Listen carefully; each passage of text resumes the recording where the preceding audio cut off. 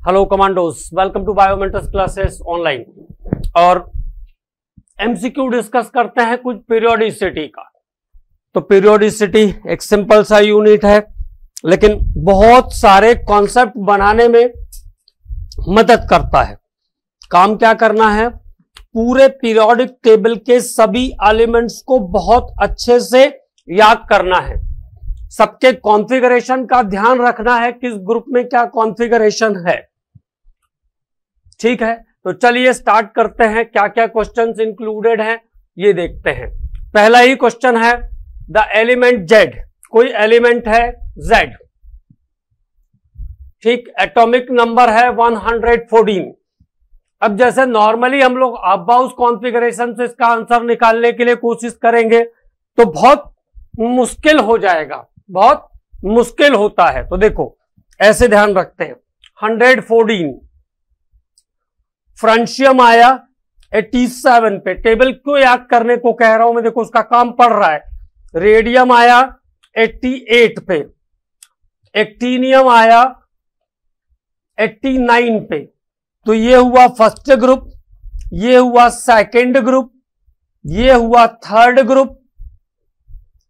Actinium के नीचे thorium से लेकर के लॉरेंशियम 103 तक के सारे मेंबर आ जाएंगे।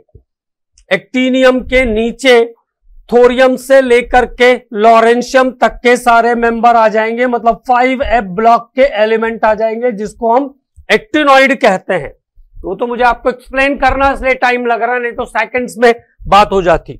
ठीक है, अब देखो यहां पे कौन आएगा, फोर्थ में UNQ। ऐसे चलेंगे आप तो UNQ आया फोर्थ में। UUB 112 नंबर का एलिमेंट आता है 12th ग्रुप में।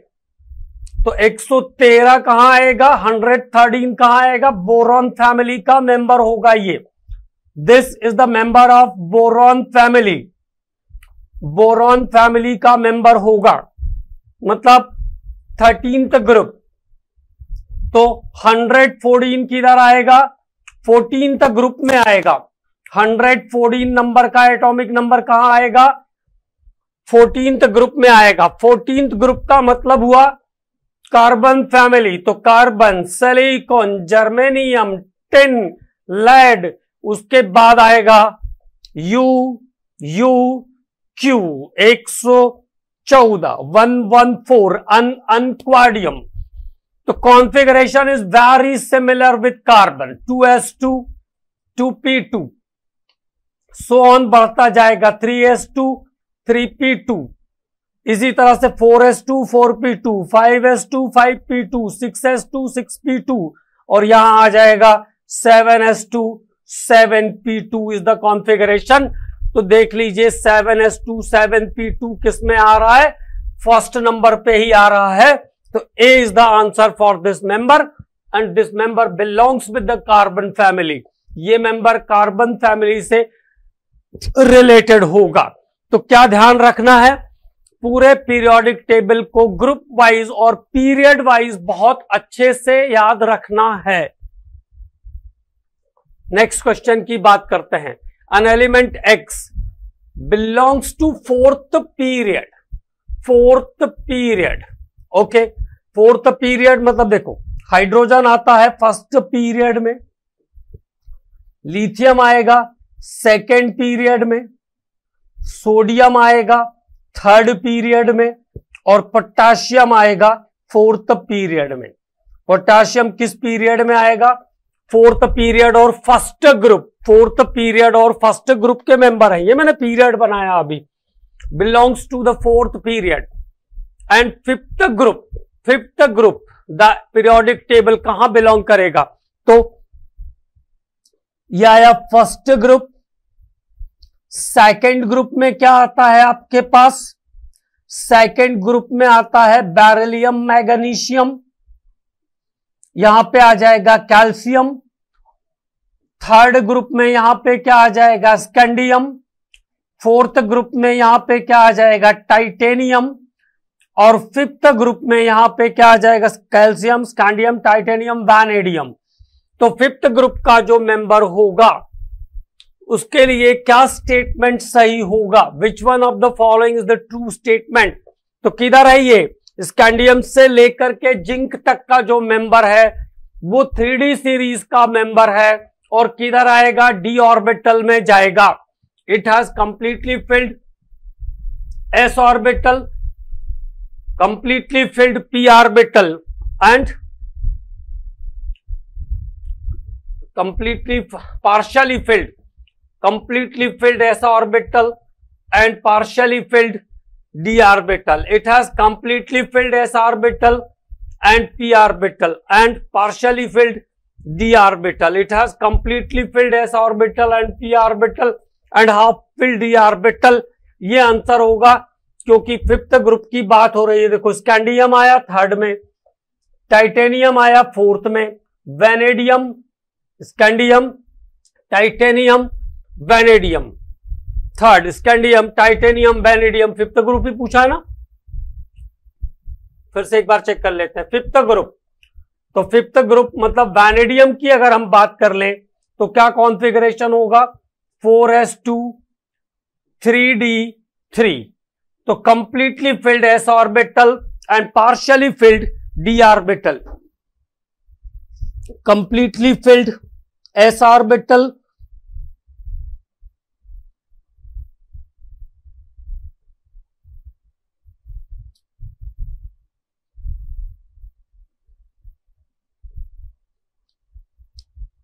it has completely filled p orbital, completely filled s orbital,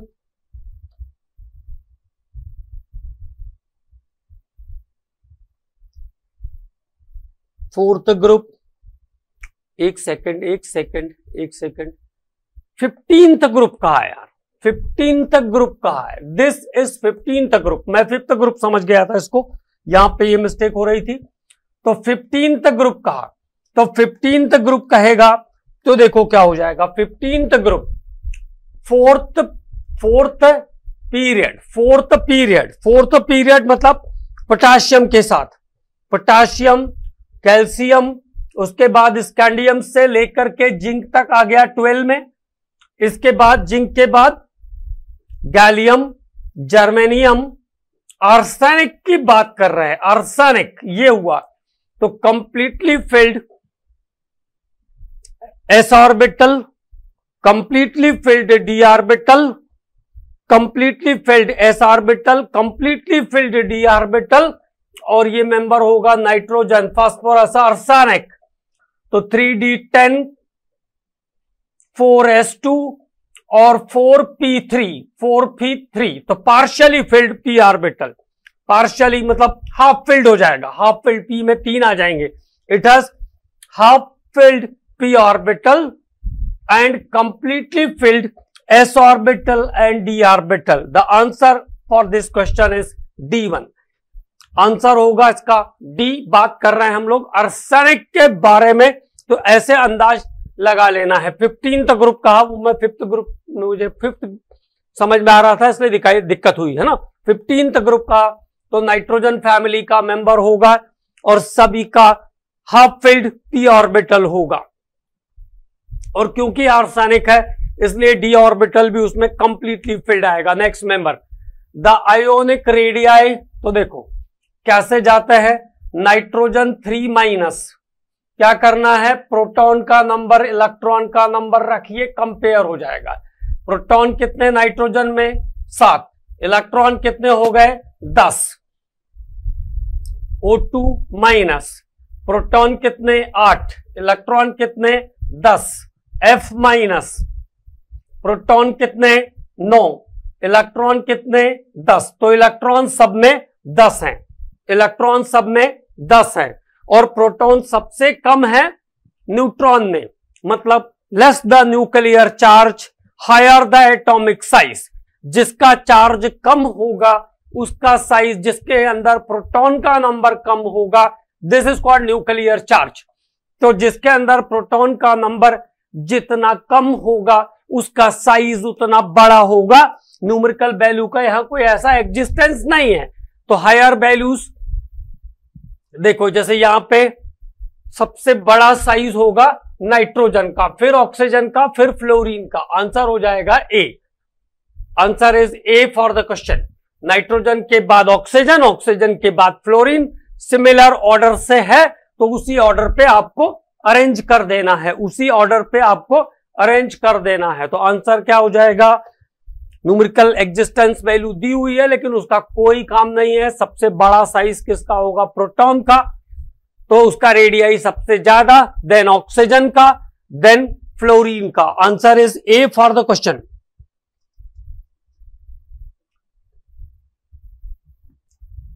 Z120 not at discovered, अभी तक डिस्कवर नहीं हुआ है।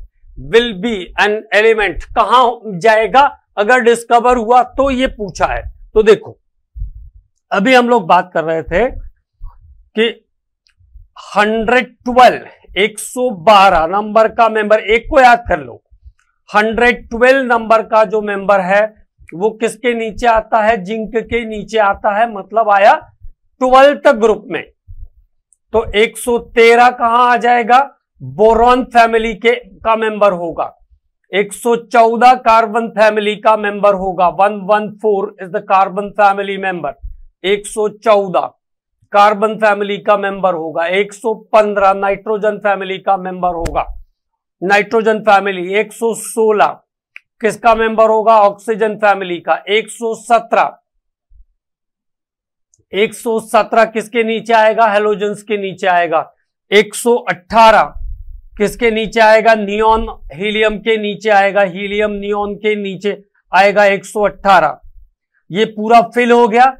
अब फिर से एल्काली मेटल शुरू होगा, तो फर्स्ट ग्रुप में आ जाएगा 119 और 120 नंबर का जो एलिमेंट है वो कहां आएगा? सेकेंड ग्रुप में आएगा। 120 नंबर का जो एलिमेंट है वो सेकेंड ग्रुप में आएगा। It means it is alkaline earth metal. तो किसके नीचे आएगा? 120 अल्कलाइन अर्थ मेटल की कैटेगरी में आएगा। अल्कलाइन अर्थ मेटल की कैटेगरी में आएगा। अल्कलाइन अर्थ मेटल की कैटेगरी में आएगा। सेकेंड पीरियड के मेंबर हैं। क्या पूछा है? Correct increasing order of first ionization potential. तो देखो सेकेंड लिथियम, ये हो गया 2s1। बेरिलियम 2 बैलेंस से ले लेते हैं 2s2। बोरॉन 2s2 2p1, यहां से एस्टिमेट करने में आपको आसानी रहेगी। Carbon 2s2 2p2 Anfield. Nitrogen 2s2 2p3 मतलब हाफ फील्ड कॉन्फ़िगरेशन, तो नाइट्रोजन का फर्स्ट आयोनाइजेशन पोटेंशियल ज्यादा होगा। इसी तरह से बेरिलियम का ज्यादा होगा बोरॉन से। Oxygen 2s2 2p4। हेलोजेंस मतलब फ्लोरीन अगर है तो 2s2 2p5 थोड़ा और बढ़ जाएगा। और नियॉन का सबसे ज्यादा होगा, नियॉन का यहां पे सबसे ज्यादा होगा 2s2 2p6। किसी भी इनर्ट गैस का आयोनाइजेशन पोटेंशियल अपने ग्रुप में सबसे ज्यादा होता है। किसी भी इनर्ट गैस का आयोनाइजेशन पोटेंशियल अपने ग्रुप में, अपने पीरियड में सबसे ज्यादा होता है। लेकिन जो वेरिएशन आएगा वो कहां पे आएगा? बेरिलियम का ज्यादा होगा बोरॉन से, नाइट्रोजन का ज्यादा होगा कार्बन से भी, और ऑक्सीजन नाइट्रोजन का ज्यादा होगा ऑक्सीजन से, नाइट्रोजन का ज्यादा होगा ऑक्सीजन से। तो लिथियम से ज्यादा बोरॉन का, बोरॉन से ज्यादा बेरिलियम का, बेरिलियम के बाद कार्बन, कार्बन के बाद नाइट्रोजन, नाइट्रोजन के बाद ऑक्सीजन के बाद फ्लोरीन के बाद नियॉन। बेरिलियम लिथियम के बाद आया बोरॉन, बोरॉन से ज्यादा होगा बेरिलियम, तो बोरॉन से बेरिलियम दो जगह पे आगे निकल रहा है ना। यहां पे दो ऑप्शंस में आगे निकल रहा है, दोनों को चेक कर लेते हैं। लिथियम से बड़ा बोरॉन, बोरॉन से ज्यादा बेरिलियम, बेरिलियम से ज्यादा कार्बन, कार्बन से ज्यादा नाइट्रोजन और ऑक्सीजन, ऑक्सीजन के बाद नाइट्रोजन। ओके, ऑक्सीजन से ज्यादा होगा नाइट्रोजन का पोटेंशियल, तो C is the answer for the question. इस क्वेश्चन का आंसर हो जाएगा सी। कहां कहां पे ध्यान रखना है, बेरिलियम का ज्यादा होगा बोरॉन से, कंप्लीटली फिल्ड एस ऑर्बिटल है। नाइट्रोजन का ज्यादा होगा ऑक्सीजन से, क्योंकि नाइट्रोजन के अंदर हाफ फिल्ड ऑर्बिटल होगा, हाफ फिल्ड पी ऑर्बिटल है, जबकि ऑक्सीजन के अंदर कैसा है, अनफिल्ड है। ऑक्सीजन के अंदर कैसा है, अनफिल्ड है। नाउ व्हाट, कॉलम को मैच करना है, कॉलम्स को मैच करना है। कॉलम्स मैच करने में बहुत अच्छे से ये ध्यान रखेंगे कि पहले फर्स्ट वाले को ही चेक करो, जल्दी मैच करना है। तो देखो, जैसे Na2O बेसिक होगा, Na2O कैसा होगा, बेसिक होगा। अब देखो, Na2O को बेसिक में कितनी जगह ले गए हैं, फर्स्ट को B से कितनी जगह मिलाया है, 2 जगह मिलाया है। फर्स्ट को B से 2 जगह पे मिलाया है। अब सेकंड वाले को देखो, एल्यूमिनियम एम्फोटेरिक होगा, एल्यूमिनियम एम्फोटेरिक होगा, एल्यूमिनियम एम्फोटेरिक होगा। सेकंड को D से कहां मिलाया, फर्स्ट को B से और सेकंड को D से, फर्स्ट को B से और सेकंड को D से, लास्ट ऑप्शन में मिलाया है। तो last option is the correct answer. First को B से, first is related with B and second is related with D, second is related with D। Okay, कहां पे मिलाया, 2 ऑप्शन से हमने चेक कर लिया कि आंसर हो जाएगा D। करेक्ट आंसर क्या होगा, D इसका करेक्ट आंसर होगा, क्योंकि हमें टाइम सेव करना यहां हमारे लिए मेन काम रहता है। अगले क्वेश्चन की बात करते हैं। मोस्ट एसिडिक इन नेचर, इसमें से कौन सा एसिडिक होगा, all of them are basic, वैसे सब बेसिक है। बेरिलियम का जो ऑक्साइड होता है वो भी एम्फोटेरिक होता है, बाई नेचर ये कैसा है, एम्फोटेरिक है बेरिलियम का ऑक्साइड। लेकिन क्या ध्यान रखेंगे, क्या पूछा, कौन सा इसमें से मोस्ट बेसिक होगा, तो CaO, उसके बाद BaO। नीचे जाने पर क्या होता है, बेसिक नेचर बढ़ता है, basic nature increase down side, basic nature increase down side. तो मोस्ट एसिडिक पूछा तो आंसर हो जाएगा BeO, BeO is the answer. But basically BeO is amphoteric, ये भी ध्यान रखना है, ये इंपॉर्टेंट पॉइंट है। लेकिन यहां पे ग्रेडेशन पूछा है कि कौन सा एसिडिक होगा, तो answer is BeO for the question.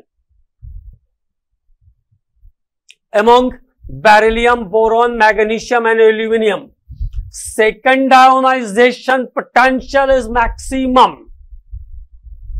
second ionization potential is maximum। तो देखो, बोरॉन की बात करते हैं, 2s2 2p1। फर्स्ट तो बेरिलियम का यहां पे ज्यादा होगा, साइज भी छोटा रहता है। अब देखो यहां पे एक इलेक्ट्रॉन जब बोरॉन से निकालोगे तो ये कैसा हो जाएगा, 2s2 हो जाएगा, साइज और डिक्रीज कर जाएगा क्योंकि न्यूक्लियर चार्ज बढ़ जाएगा। एल्यूमिनियम और मैग्नीशियम की बात क्यों नहीं कर रहा हूं मैं, क्योंकि उनका तो एटॉमिक साइज थोड़ा बड़ा है। तो आंसर हो जाएगा सेकंड आयोनाइजेशन पोटेंशियल किसका सबसे ज्यादा होगा, आंसर हो जाएगा boron. The answer is A, boron का सेकंड आयोनाइजेशन पोटेंशियल सबसे ज्यादा होगा, क्योंकि फर्स्ट इलेक्ट्रॉन के निकलने के बाद ये 2s2 हो जाएगा।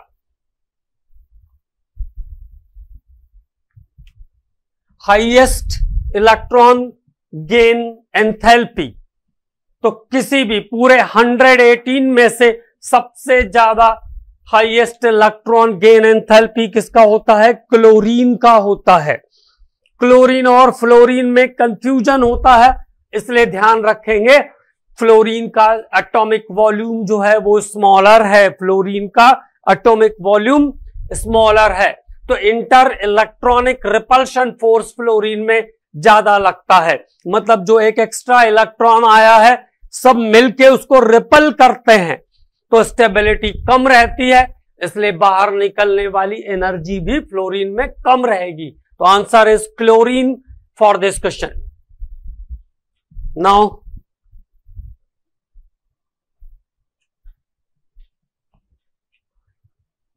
Which one of the following arrangement represent the correct order for least negative to more negative? तो दो चीजें ध्यान रखना है। पहली बात, फ्लोरीन दुनिया का सबसे ज्यादा इलेक्ट्रोनेगेटिव एलिमेंट है।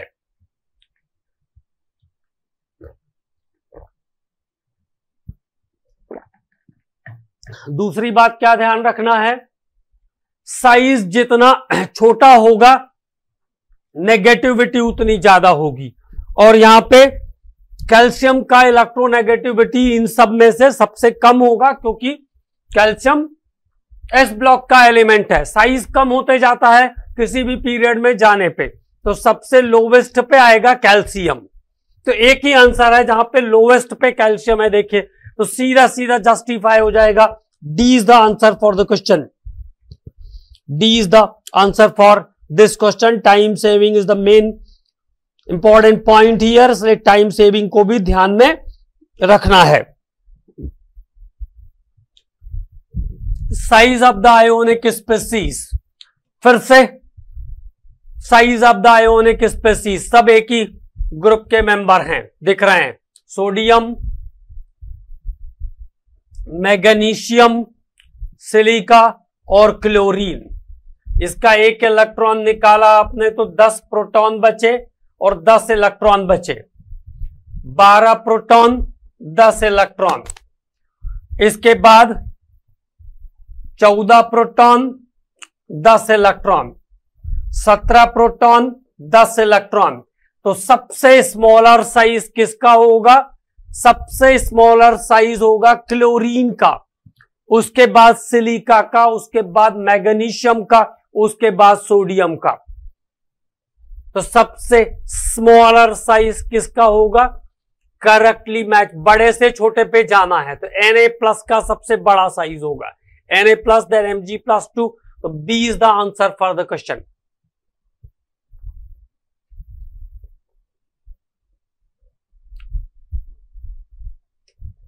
Identify the wrong statement. क्या ढूंढना है? Wrong statement. तो जब भी क्वेश्चन करेंगे तो हमेशा पेंसिल से या पेन से निशान लगाते हुए चलेंगे कि क्या पूछा है, राइट पूछा है या रॉन्ग पूछा है। Wrong statement, among the iso electronic species smaller the positive charge of the cation, smaller the ionic radii. Iso electronic species, smaller the positive charge, smaller the positive charge.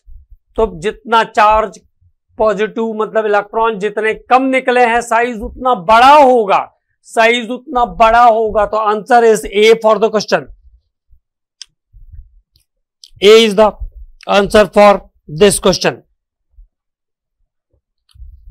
Positive charge जितना ज्यादा होगा proton का number उतना बढ़ता जाएगा और size छोटा होता जाएगा। Among smallest among the iso electronic species smaller the positive charge of cation, smaller जैसे मैंने स्मॉलर आयोनिक रेडियस, जैसे देखो मैंने ऐसा कहा Na+ और Mg2+। चार्ज बढ़ गया, चार्ज बढ़ गया तो इसका रेडियस कैसा हो जाएगा? इसके पास 11 प्रोटॉन 10 इलेक्ट्रॉन। प्रोटॉन कितने? 11, इलेक्ट्रॉन कितने? 10। इसके पास 12 प्रोटॉन और 10 इलेक्ट्रॉन। चार्ज ज्यादा, चार्ज ज्यादा तो रेडियस छोटा, चार्ज ज्यादा तो रेडियस छोटा। उसने क्या कहा? Iso electronic species smaller positive charge, smaller positive charge of cation, smaller ionic radii. Smaller positive charge रहेगा तो बिगर आयोनिक रेडियाई रहेगा, बिगर आयोनिक रेडियाई। मैग्नीशियम का साइज सोडियम के साइज से छोटा होगा, जबकि दोनों आइसो इलेक्ट्रॉनिक है। तो answer is A for the question.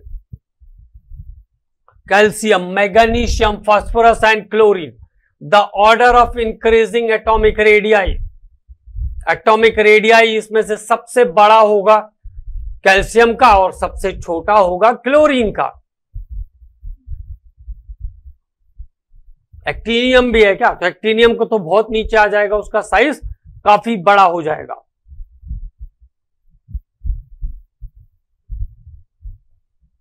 तो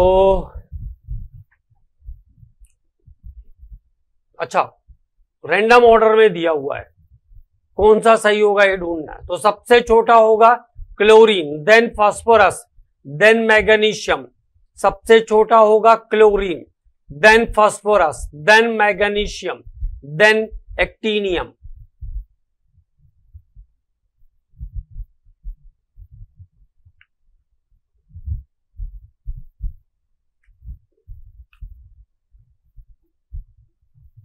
बी इज द आंसर। सबसे छोटा होगा क्लोरीन, देन फास्फोरस, उसके बाद फिर उसके बाद बड़ा होगा मैग्नीशियम, उसके बाद होगा एक्टीनियम।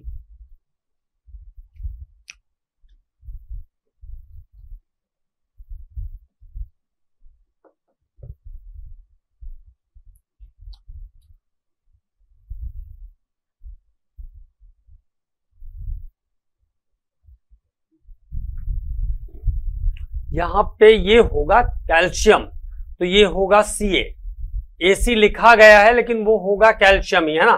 तो यहां पे कैल्शियम कर लेना है, ये ध्यान रखना, यहां कैल्शियम होगा। देयर इज कैल्शियम, एक्टीनियम तो कहीं था नहीं। तो सबसे बड़ा साइज किसका है? कैल्शियम का। सबसे बड़ा साइज किसका है? कैल्शियम का। सबसे बड़ा साइज कैल्शियम का, फिर मैग्नीशियम का, फिर फास्फोरस का। सबसे छोटा साइज होगा क्लोरीन का। किसी भी पीरियड में जब हम जाएंगे तो साइज क्या होता है? क्रॉस द पीरियड डिक्रीज करता है। First ionization enthalpy of group 2 element are greater than first group, greater than first group element, greater than first group and third group, group 3। देखो फर्स्ट, अब जैसे ऐसे कंपेयर कर लो, सोडियम, मैग्नीशियम और aluminium, first और थर्ड। तो यहां पे क्या हो जाएगा?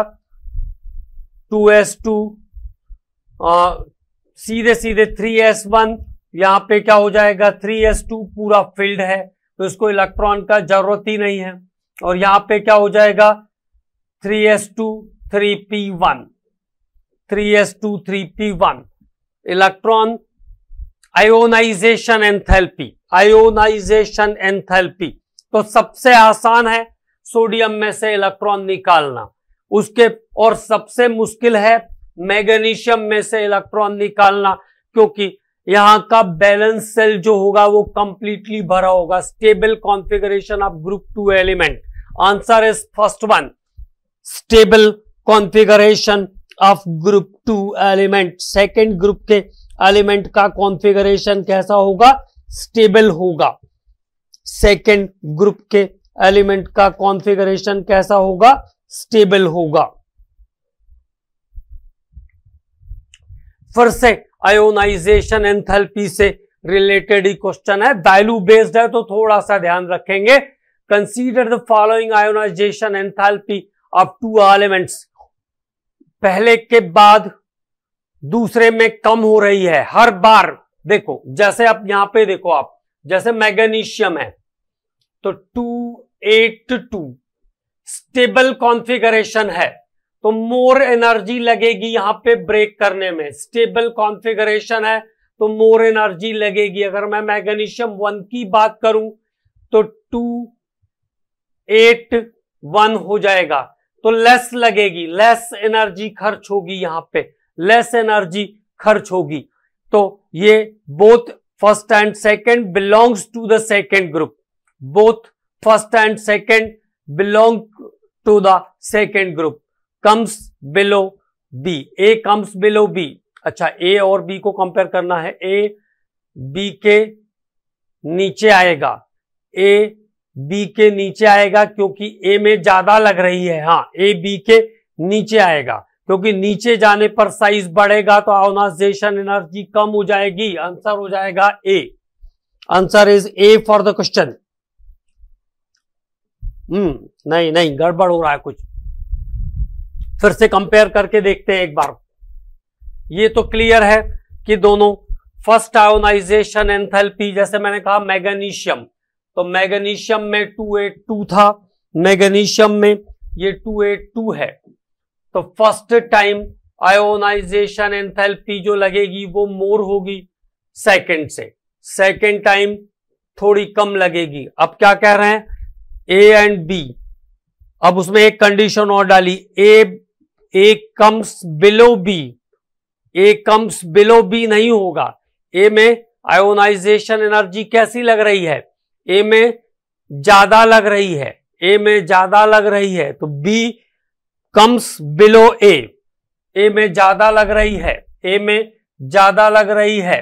तो जैसे मैंने कहा मैग्नीशियम और कैल्शियम, तो कैल्शियम में कम लगेगी, ए में ज्यादा लग रही है, तो बी, जैसे इसको मैंने ए मान लिया, इसमें ज्यादा लग रही है तो क्या होगा, ए कम्स बिलो बी नहीं होगा, है ना।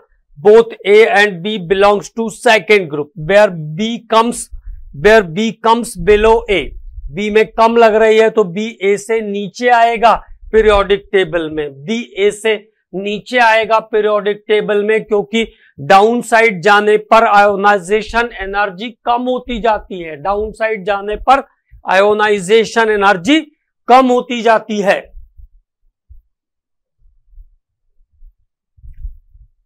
Which one of the following order represent the correct sequence of increasing basic nature? Basic nature, Al2O3 is amphoteric, magnesium oxide, sodium oxide, then potassium oxide. क्या ध्यान रखेंगे, basic nature decrease up to down, basic nature increase up to down, increases up to down, basic nature increases up to down. तो potassium के oxide का basicity sodium से ज्यादा होगा, sodium का मैग्नीशियम से ज्यादा होगा, क्योंकि जस्ट पीरियड में जैसे शिफ्ट करेंगे बेसिक नेचर स्लाइटली कम हो जाएगा, और एल्यूमिना का ऑक्साइड एम्फोटेरिक होता है। तो करेक्ट आंसर का सीक्वेंसिंग हो जाएगा इसका ए। A is the correct sequencing of the answer. Among the following, which one has the highest cation-anion ratio?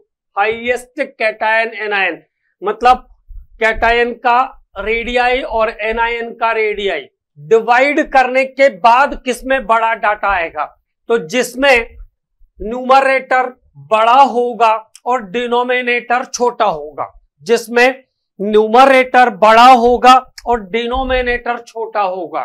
तो कैसे सॉल्व करेंगे, how to solve, large size of cation and small size of anion,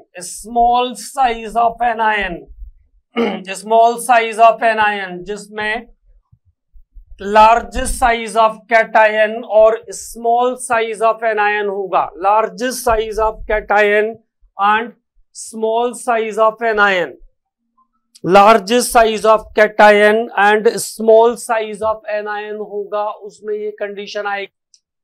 तो इसमें क्या ध्यान रखना है, cation का साइज जितना बड़ा, एनायन का साइज जितना छोटा, कैटायन एनायन रेशो उतना बड़ा आएगा।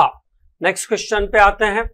तो नेक्स्ट क्वेश्चन में देखिए क्या सिचुएशन दिख रही है हमको, what is the situation in the next question.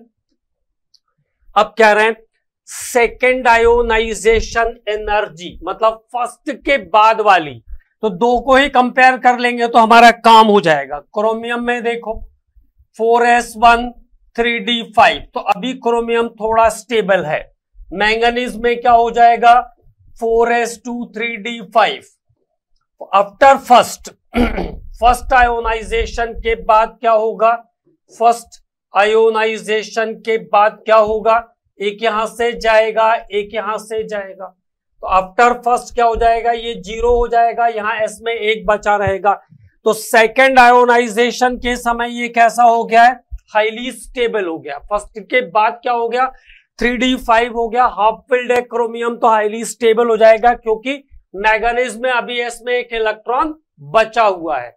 तो सेकंड आयोनाइजेशन पोटेंशियल सबसे ज्यादा इसमें से किसके लिए होगा, क्रोमियम के लिए होगा, क्योंकि बाकी सब फर्स्ट के बाद बाकी सब में फर्स्ट के बाद एस में एक इलेक्ट्रॉन बचा रहेगा, बाकी सब में फर्स्ट के बाद एस ऑर्बिटल में एक इलेक्ट्रॉन बचा रहेगा। तो answer is A for the question.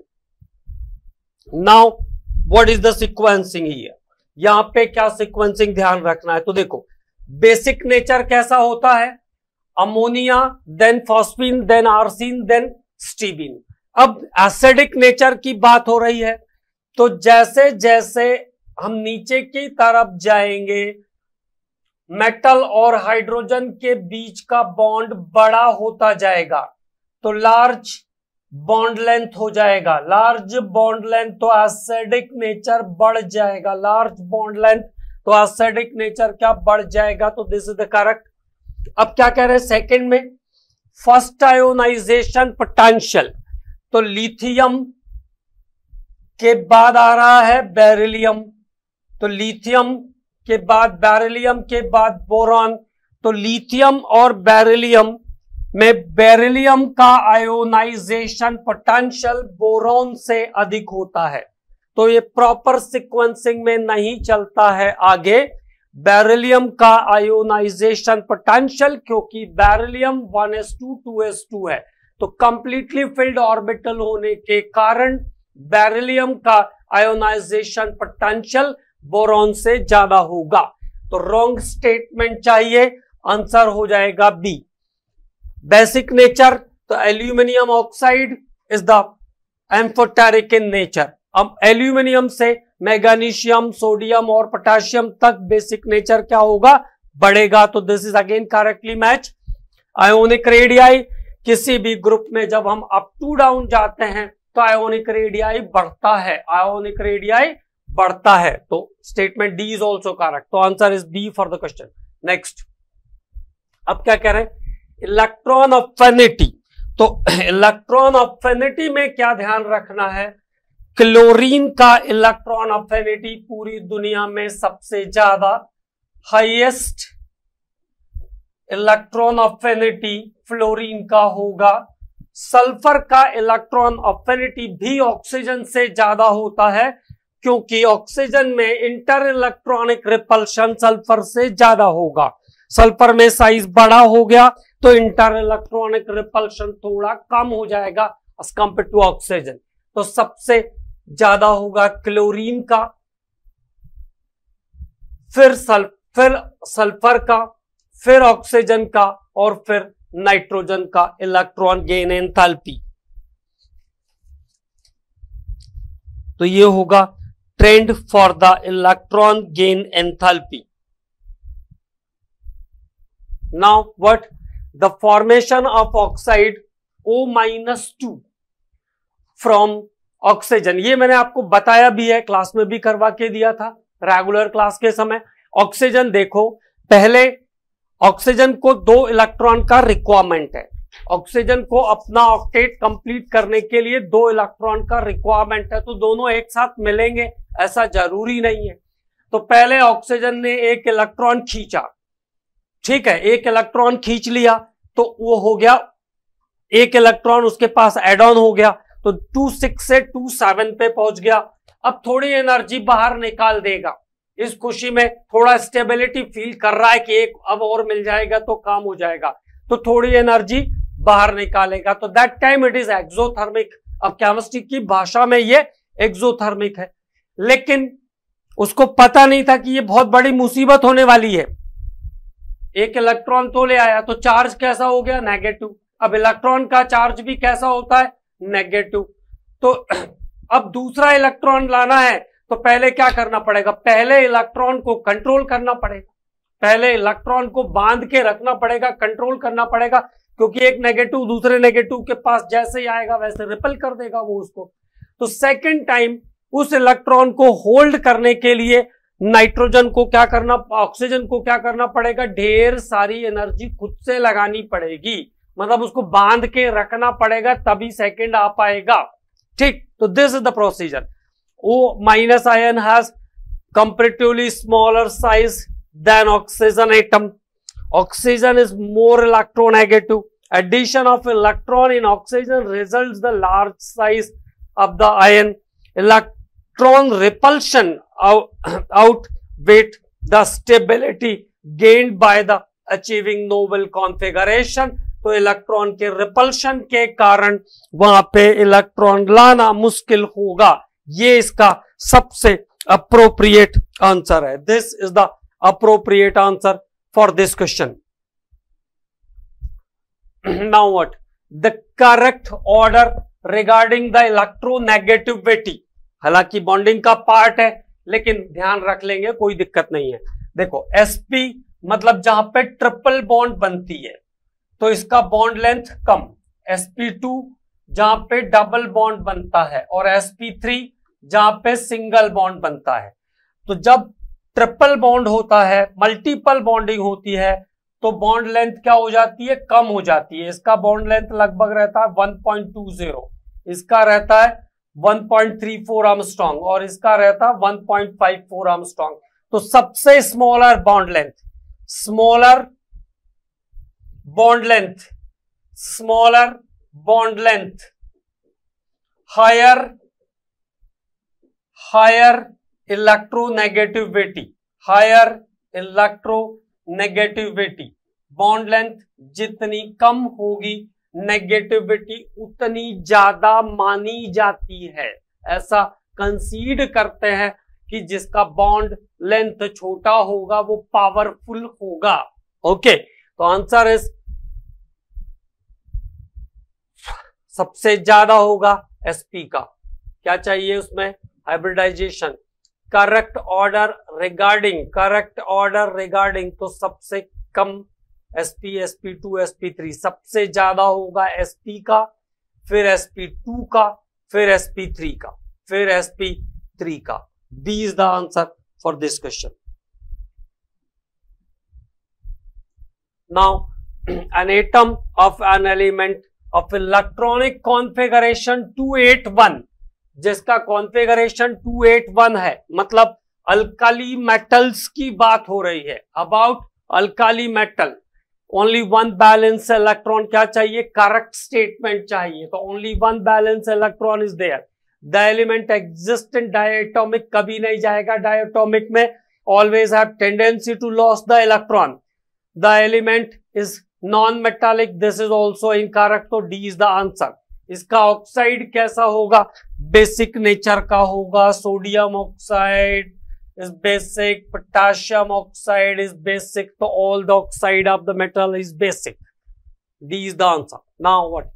Lanthanoids are, lanthanoids, तो lanthanoid cesium, barium, lanthanum, ये है फर्स्ट ग्रुप, ये है सेकंड ग्रुप, ये है थर्ड ग्रुप। और हाइड्रोजन से आप आ रहे हो, हाइड्रोजन वाला फर्स्ट पीरियड, लिथियम वाला सेकंड, सोडियम वाला थर्ड, पोटेशियम वाला फोर्थ, रुबिडियम वाला फिफ्थ और सिक्स्थ पीरियड चल रहा है। ये तो कंडीशन भी बता देता हूं, सिक्स्थ पीरियड और थर्ड ग्रुप। यहां पे आएगा लैंथेनॉइड, यहां पे शुरू होगा लैंथेनॉइड और लैंथेनॉइड्स का स्टार्ट होगा, लैंथेनम के बाद आते हैं लैंथेनॉइड, लैंथेनम के बाद आएंगे 14 एलिमेंट्स लैंथेनॉइड के। कॉन्फ़िगरेशन कहां से चलेगा, सीरियम 58 से ल्यूटेशियम 71 तक। किस पीरियड में होंगे, सिक्स्थ पीरियड में। किस ग्रुप में होंगे, थर्ड ग्रुप में, बिहाइंड द लैंथेनम। तो सिक्स्थ पीरियड और थर्ड ग्रुप में होता है पूरा का पूरा lanthanoid series. 14 elements in the 7th period, no, 14 element in the 6th period, 14 element in the 6th period, 14 element in the 6th period falling in lanthanoid. Okay, D is the answer for this question. This question का correct answer है D. Now what? The pair of amphoteric hydroxide, amphoteric hydroxide का pair क्या होगा, तो beryllium और aluminium, beryllium aluminium zinc, तो beryllium hydroxide, aluminium hydroxide, aluminium hydroxide, SNO2, PbO, PbO2, ये सब एम्फोटेरिक की लिस्ट हो गई। All the list is amphoteric hydroxide, ये सब एम्फोटेरिक हाइड्रोक्साइड की लिस्टिंग है।